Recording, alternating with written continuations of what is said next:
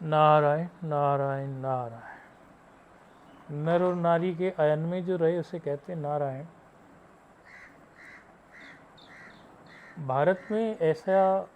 भारत ऐसे ऐसे अवतार हुए हैं कि, और अवतार ही नहीं, उन अवतारों का तो स्वरूप ऐसा है कि कोई मत्स्य अवतार हो गया, कच्छ अवतार, तो यहाँ देवताओं के जो गण हैं वो भी कभी चूहे को वो अपना सवारी बना लेते हैं, कभी नंदी को अपनी सवारी बना लेते हैं। ये सबका एक बहुत अलग प्रकार का एक संदेश जाता है। उनका कहना है हमारी संस्कृति का जो एक मूल मंत्र भी है, और उससे ये भी स्पष्ट होता है ये नंदी की सवारी या हमारी मूषक सवारी से। अब देखो गणेश जी की अभी गणेश चतुर्थी गई तो वो गणपति जी को सिर देखो कौन सा रखा हुआ है। एक तो सब संभाव दिखाया गया है, किसी को भी छोटा बड़ा यहाँ ना समझो आप, नहीं तो ऐसी घटना घट जाएगी कि आप सोचते रह जाओगे। आज ये छोटा बड़ा या अंडर एस्टिमेशन की बात याद क्यों आई, किसी ने हमसे कहा तो फिर हमें लगा बोल देते हैं तो प्रसारित हो जाएगी बात। बलि एक राजा हुए, उनको दैत्य वाली पद्धति में काउंट किया जाता है। अच्छा, ये बलि जो हुए ये प्रहलाद वाली पीढ़ी में हुए। प्रहलाद हुए और प्रहलाद के बाद फिर उनके पुत्र हुए विरोचन, फिर वहाँ फिर बलि हुए। अब दादा ही ऐसे थे तो कुल तो बड़ा रहा ही होगा विशिष्ट।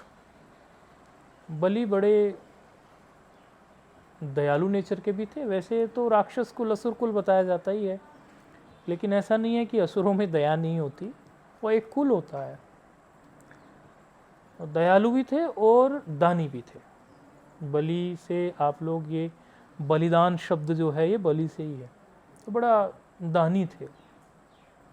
आज विशेष दिन है इसीलिए बता रहे हैं। एक बार ऐसा हुआ कि अब शक्तिशाली थे, तो शक्तिशाली हो के अब जब शक्तिशाली अधिक हो जाते हैं तो इंद्र इत्यादि को थोड़ा डर भी होता है कि कहीं सिंहासन हमारा हिले ना। भगवान के पास प्रार्थना करते हैं तो भगवान जो होते हैं हमारे, कभी शंभ सदाशिव भगवान भोलेनाथ के पास पहुंच जाएंगे, कभी विष्णु जी के पास पहुंच जाएंगे, प्रार्थना करके इंद्र इत्यादि की थोड़ा बैलेंस बना रहे सृष्टि का, ऐसा कुछ हो। फिर भगवान विशेष रूप से अवतार लेके फिर लीला करते हैं। आज के दिन भाद्रपद की जो शुक्ल की द्वादशी जो है, ऐसी लीला हुई। एक ब्राह्मण जिसका छोटा सा कद, बोना सा स्वरूप चले जा रहा है, उधर बलि जो है वो दान में लगे हुए हैं। गुरु बलि के शुक्राचार्य जी हैं, दैत्यों के गुरु शुक्राचार्य हैं, और शुक्राचार्य जी के सामने ही बलि से कहते हैं कि कुछ दोगे ब्राह्मण को। बोले जो मांग लोगे सो दे देंगे। बोले सोच लीजिए, जो मांग लोगे, जो मांग लेंगे सो दे देंगे, या ये बात थोड़ी आपने बड़ी बोल दी, थोड़ा विचार कर लीजिए। बोले नहीं, आप जो मांग लेंगे। उन्होंने सोचा एक ब्राह्मण है बोने से कद का, ये देखो ना, अंडर एस्टिमेशन समझ लीजिए आप, सीख के लिए। हमें ये नहीं पता होता कि किस रूप में कौन हमारे सामने खड़ा हुआ है। भगवान, यदि जो भगवान का आपने शास्त्र में स्वरूप पढ़ा है, या आपने जो किताबों में देखा है, जो आजकल जो चित्र छपते हैं कि भगवान आएंगे कृष्ण बांसुरी लेके, तो वो तो कई बार गंधर्व लोग भी ऐसा स्वांग रच सकते हैं, आजकल के आर्टिस्ट भी ऐसा बना सकते हैं, एक्टर भी ऐसा स्वांग रच लेते हैं। तो ज़रूरी नहीं है कि भगवान एग्जैक्टली वैसे ही होके आए जैसे आपने सुने हैं कि शिव जी, मैंने तो सुने हैं कि गले में जो है सांप ही लेके आएंगे। इस प्रकार लोगों की कई भ्रांतियाँ होती हैं, वही पता नहीं होता है कि ईश्वर किस वेश में कैसे कहाँ से आते हैं। ऐसा भी होता है आके अंतर ध्यान भी हो जाता है, ऐसा भी होता है किसी व्यक्ति विशेष के रूप में कोई प्रेरणा ईश्वर करके चले जाते हैं। कई प्रकार की घटनाएं हैं, लेकिन अभी की जो घटना है वो ऐसी है कि छोटे से कद के वो आए ब्राह्मण, बोले आपने कहा है आप कुछ भी दे दोगे? बोले हाँ कुछ भी दे दूंगा मैं। अब वो सारा राज्य उनके हाथ में ही आ गया था, बलि के, सब जीत लिया था उन्होंने, शक्तिशाली हो गए थे ना, तब किसी तरह वो राज्य को फिर कब्जे में लेना था। तो बोले मुझे बस 3 पग भूमि दे दीजिए, 3 पैर भूमि मापूंगा, बस 3 पग चलूंगा, इतनी भूमि भर मुझे दे दीजिए। अब सामान्य मानव भी सोचेगा 3 पैरों में कितनी भूमि कोई माप सकता है, वो भी एक इतना छोटे कद के ब्राह्मण जो नापेंगे तो कितनी, तीनों पगों में मिला के भी ये जोर लगा के 50 मीटर 20 मीटर से ज़्यादा तो माप ही नहीं सकते। ऐसी भ्रांति, अंडर एस्टिमेट कर दिया ना, पता तो था नहीं कि ये भगवान है जो इस प्रकार का रूप धारण करके आए हैं। अब वो एक पग में तो उन्होंने, वो तो भगवान थे, विष्णु जी के अवतार थे, उन्होंने एक पग में तो पूरा भूलोक ही माप दिया। उधर शुक्राचार्य जी मना कर रहे थे कि ये सामान्य नहीं लग रहे हैं मुझे, गुरु की निगाह होती है दूर तक की, जहाँ शिष्य नहीं देख सकता गुरु वहाँ तक देख लेते हैं, दूर तक। गुरु को पता होता है कि यहाँ कुछ इष्ट और अनिष्ट बन सकता है, यहाँ कुछ समस्या आ सकती है, तो गुरु सचेत करने के लिए आ जाते हैं कि बेटे यहाँ अनिष्ट हो सकता है। तो गुरु ने इशारा भी किया कि 3 पग मत दो। क्या 3 पग में होने वाला है, छोटे से कद के हैं, 50 मीटर भी नहीं माप पाएंगे। उन्हीं ने, उनको पता नहीं था ये भगवान विष्णु जी के अवतार हैं, और यही एक ऐसे अवतार रहे कि जो मनुष्य के रूप में इस प्रकार आए, नहीं तो अनेकों अलग अलग रूप में नरसिंह अवतार हैं, तो नर और सिंह के अवतार में, कश्यप वाले हैं तो वो कश्यप वाले कछुए के रूप में, लेकिन ये मनुष्य के रूप में है, तो ऐसे भी समझ नहीं। एक में तो भूलोक माप दिया, दूसरे में देवलोक माप दिया, अब तीसरे पग के लिए बची क्या? तब उनकी समझ में आ गई लीला कि ये तो स्वयं जो है, बलि भी भगवान के भक्त तो थे, प्रहलाद के पोते को साधारण तो नहीं है, तो उन्होंने कहा भगवान ही यदि मुझसे मांगने आ गए, वो भी जानते थे अंदर से कि जब भगवान ही मुझसे मांगने आ गए, वो तो चाहें तो यूँ छीन सकते हैं। जिसके द्वार पे भगवान स्वयं मांगने आ जाए, उससे ज़्यादा भाग्यशाली है कौन? भगवान स्वयं ब्राह्मण बन के मांगने आए। अब ब्राह्मण चोला होता है तो थोड़ा मांग सकते हैं, अन्य चोले में तो आ भी नहीं सकते, भिक्षुक ब्राह्मण ही प्रसिद्ध हैं और उन्हीं का एक हक भी बनता है। तो ब्राह्मण बन के आए हैं भगवान। अब उन्होंने एक पग में भूलोक माप लिया, दूसरे पग में देवलोक माप लिया। अब जब तीसरे पग का नंबर आया तो तीसरे पग में आखिर नापे क्या? अब वो समझ गए तो भगवान है, तो स्वयं जो है बलि ने अपने सिर को ही आगे बढ़ा दिया, बोले मेरी खोपड़ी को ही माप लो, इसी को माप लो, अब कुछ बचा नहीं है, ये बची है, इसको माप लो। और भगवान ने उनके सर पर ही पैर रख दिया। अब जिसने, भगवान ने जिसके सर पर पैर रख दिया या हाथ रख दिया, फिर शेष क्या बचा? तो वो कोई और नहीं, भगवान विष्णु के वामन अवतार थे। बोलो वामन भगवान की जय। तो आज वामन जयंती है, आज के दिन भाद्र शुक्ल द्वादशी को वामन भगवान का ही अवतार हुआ है। तो इसीलिए सीख तो बहुत सारी है, 2-3 सीख तो आप समझ लीजिए इसमें से। पहली बात तो अंडर एस्टिमेट कभी मत करो किसी को। आप किसी की क्षमता, किसी की शक्ति, किसी के सामर्थ्य का कैसे अंदाज़ा लगा लोगे? आपकी चर्म चक्षु जो हैं वो लिमिटेड हैं, वो लिमिटेड को देख सकती हैं, वो फाइनाइट वर्ड तक पहुँचेगी। जो अनंत और अनंत अंश और अनंत में रमण करने वाले भगवान तो हैं ही अनंत, या संत महापुरुष या उनके गुणगान गाने वाले भक्त, तो कभी अंडर एस्टिमेट नहीं करो उन लोगों को। दूसरा देखो, भगवान ही किसी के द्वार पे आए, तो जब भगवान ही आ जाए तो फिर शरणागत हो जाना चाहिए, फिर इफ और बट नहीं कुछ होना चाहिए। भगवान हो या गुरु हो, जब वो स्वयं द्वार पर आ जाएं तो हमें शरणागत हो जाना चाहिए। तो आप लोगों को सभी को आज वामन भगवान के अवतार की, वामन जयंती की बहुत बहुत बधाई हो।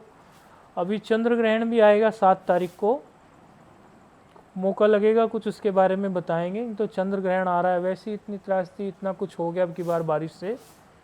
अब ग्रहण जब आता है तो उसके विपरीत प्रभाव परिस्थिति विपरीत खड़ी होती हैं।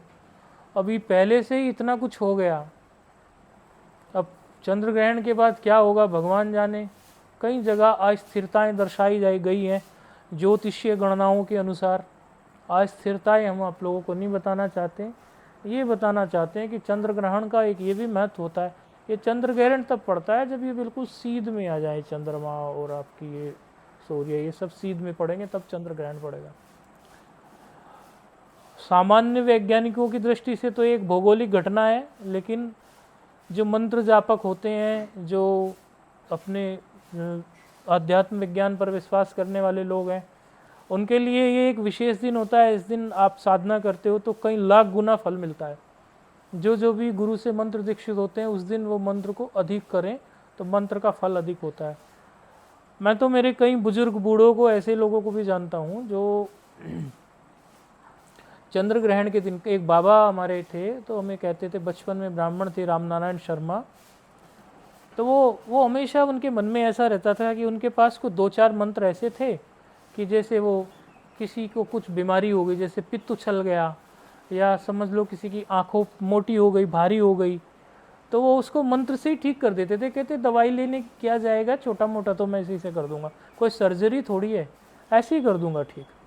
और वो मंत्र से ऐसे सूर्य के प्रकाश में झाड़ते थे और ठीक कर देते थे। मेरे सामने ही घटनाएं घटती थी, मुझे भी कई बार कुछ हो जाता था तो 2 बार में ठीक कर देते, 2 बार झाड़ते।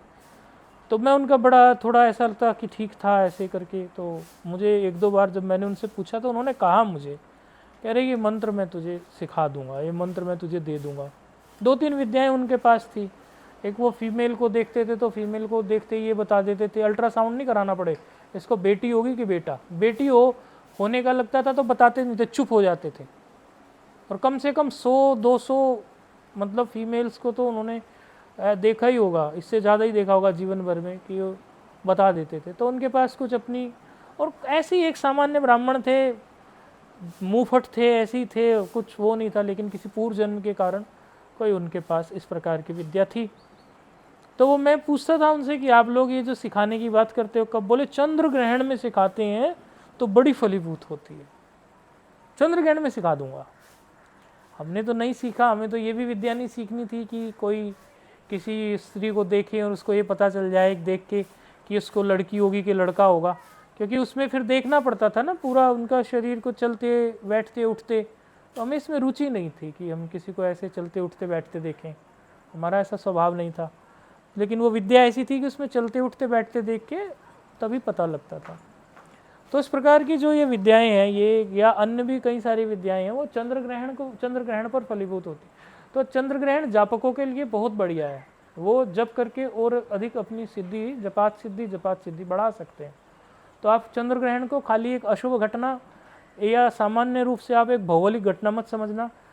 अभी 7 तारीख को आएगा सूतक काल, लगभग 12:57 पे लग जाएगा। अभी हमने ठीक से वो देखा नहीं, लेकिन इतना हमारे दिमाग में है कि 7 तारीख को है, रात को 9, 9:30 से चंद्र ग्रहण लगेगा, लेकिन उसका सूतक काल दिन में पहले ही लग जाता है 8 घंटे। तो वो 12:57 पे दिन में चंद्र ग्रहण लग जाएगा, सूतक काल लग जाएगा। तो उसी टाइम से लोग भोजन जो है उसके पहले ही कर लेते हैं। यदि कोई रोगी हो, कोई बुजुर्ग हो या बच्चा हो, उस पर तो नियम नहीं लागू होते, उसके लिए तो शास्त्र थोड़ा कहता है कि चलो नियम नहीं है। लेकिन यदि कोई बुजुर्ग नहीं हो, स्वस्थ हो, सभी प्रकार से ठीक हो, तो वो कोशिश करे 12:57 तक अपना भोजन कर ले और फिर अगले दिन सुबह ही सूर्योदय के बाद ही स्नान इत्यादि नियम का पालन करके ही करे। तो ऐसा कोई बड़ी बात भी नहीं है, 12:57 पे दिन में कर लिया, अगले दिन तक नहीं रह सकते। इतना तो हमारे कई सनातनी साधक भाई बंधु, हमसे जुड़े हुए कई मंत्र दीक्षित लोग हैं, ये तो दूध निर्जला रखते हैं, तो ये तो बहुत आसान है। तो चंद्र ग्रहण में फिर अधिक से अधिक आप जप करें, अपना बैठ के किसी एक स्थान पर बैठ जाएं। तो मालाएं भी अलग अलग लोग रखते हैं, फिर उसको शुद्धिकरण कर लेते हैं। तो जैसे जो आप लोगों को विधि और नियम बताए हुए हैं, वो तो सारे खुले में नहीं बोल सकते हम, तो जो विधि नियम आपको बताए हुए हैं, जो जुड़े हुए हैं, उनको सब पता होते हैं। लेकिन मोटा मोटी इतना समझ लीजिए कि सूतक काल दिन में 7 तारीख को 12:57 से लगभग लग जाएगा और चंद्र ग्रहण शुरू हो जाएगा लगभग 9, 9:30 बजे से, और उसके बाद वो चलेगा 12-1 ऐसे चलेगा। एग्जैक्टली जो टाइमिंग्स हैं वो मिनट दर मिनट और सेकंड दर सेकंड हम देख के पर्सनल ग्रुप्स जो हैं उन पे भिजवा भी देंगे। अभी तो ये ऐसे ही याद आ गया, बता तो रहे थे वामन जयंती का, आज तो 52 जयंती है, तो घबराने की बात नहीं है। चंद्र ग्रहण अब जो भी होगा सो होगा। अब कई जगह से कई भविष्यवाणियाँ आ रही हैं कि अगले 10-15 साल में तो 30-40% लोग सफ़ा हो जाएंगे। ऐसी भविष्यवाणियाँ आ रही हैं, कई संत कह रहे हैं, कई पुस्तकें कह रही हैं, कई शंकराचार्य बोल रहे हैं कि अगले 10-15 वर्ष में कम से कम 40%, 50% जनता साफ हो जाएगी। तो आप धर्म से जुड़े रहो, आप अपने इष्ट, किसी के राम होंगे तो किसी के कृष्ण होंगे, तो किसी के शिव जी होंगे, कोई ना कोई तो इष्ट होंगे ना किसी न किसी के। अपने इष्ट से, अपने इष्ट मंत्र से जुड़ा रहो, अपने गुरुओं के चरणों में आप रहो, अपने गुरुओं के सानिध्य में रहो, अपने गुरुजनों के आशीर्वाद की तलहटी में रहोगे, आपका कोई क्या बिगाड़ेगा। तो आप लोगों को वामन जयंती की बहुत बहुत बधाई हो। नारायण नारायण नारायण नारायण।